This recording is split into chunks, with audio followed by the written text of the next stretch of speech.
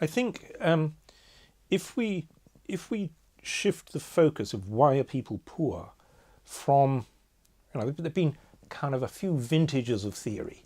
Vintage one was to say poor countries are poor because they're short of capital.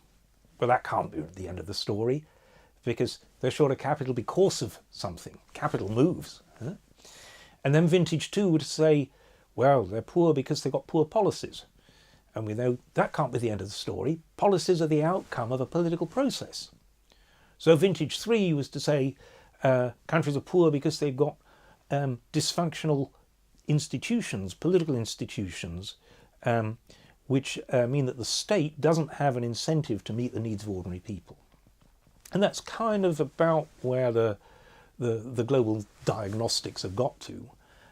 But even that's a very limited perspective, because what it misses is the fact that it's not all just institutions. There are organizations which turn people into, determine whether people are productive or not.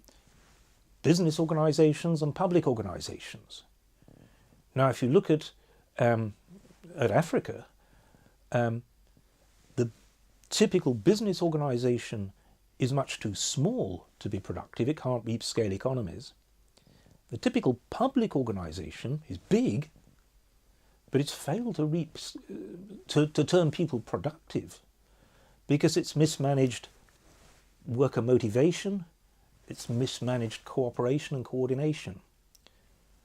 And so an effective organization is one which reconciles scale and specialization with keeping people motivated and coordinated. That's what a good social enterprise does. If it can do that, it's got a really big potential.